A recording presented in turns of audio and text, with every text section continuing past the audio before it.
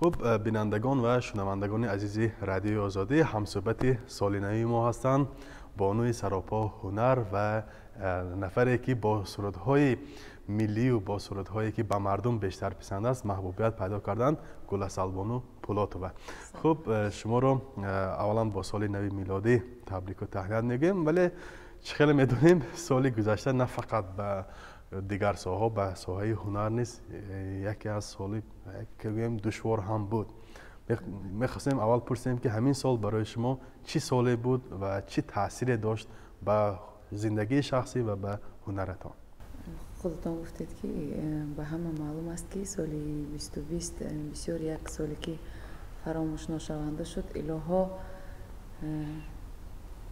با برابر فراموش نشونده شدنش تکرار نشونده باشد. بله. خدا کند که البته برای انسان از همه چیز اساسی برای زندگی این سلامتی است. ما هم خواطر بودیم از سلامتی اطرافیان، از سلامتی نزدیکانم، مادرم، فرزندم. البته افسوس که یار دوستان بودن، چند نفرانی که بسیار برایم نزدیک بودن، استاد می حسابیدم بودن. البته خداوند روحشان را همیشه شاد گرداند. این طبعم را البته خیره می کند. یعنی با بهانه همین بیماری همگیر آنها وفات کردن، همین خیلی حالت شد. اما شما و اهل عائلتان هم همین بیماری پسی سر کردید یا نشدید؟ نه نشدم و فکرم این گپی البته من درست میشد.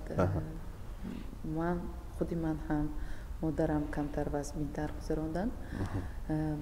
خوشبختانه پسی سر شد. بله. یاد میکنیم که پسی سر شد. بله، این چه خیلی میگویم هم یک حالت بدتری همین بیماری هست و یک کمی سبکتر است. شما کدامش بودید؟ یعنی سبکتر؟ من سبکترش بودم البته. مادرم کمتر وزن شدن، خانواده بعد خواهرها هم سبکتر گذراندن. بسیاری هنرمندان در همین موضوع کرونا ویروس سرود خواندن، ولی سرودهای شما سرودهای ملی و سرودهای خلقی بودند. یعنی شما شاید با این طرز یگان پیغام دادن می‌خواستید به هواداران و به مخلصان هنر. ما هم خواندیم، گروهی بود وای سرودها درباره این کرونا ویروس و پاندمی و شکرانه کردن. این با همراهی گروه صدای سوق بود همون سرود. البته این با طریق تلویزیون رفت، با طریق رادیو رفت به افیر. خیلی البته ما هم میخواهیم که آرزوی من چی؟ آرزوی من برای مردم یک سرودی شکرانه تقدیم کنم که شکر کنیم. باور کنید برای زندگی کردن یا زندگی رو به پیش بردن تنها حسی شکرانگی انسان را از همه پرابلم های حیاتی برطرف میکند و برآورده میتواند. خیلی میدونیم همین اساساً هنرمندان برای خوبتر و بهتر دوام دادن کارشان و هم نوگانی کردن همین توی مرکه ها می روند و مثلا با مبلغ همون می توانند که باز سرودهای نو برای مخلصانشان آماده سازند. چون میدونیم این سال از این جهت یک کمی سال دشوار بود. برای شما چه خیلی بود؟ یعنی که مرکه ها و دعوت ها چه خیلی بودن؟ بد بود گفته نمیتوانم. البته خوب بود، یک سال خوب بود، اما کمتر خواطری بود.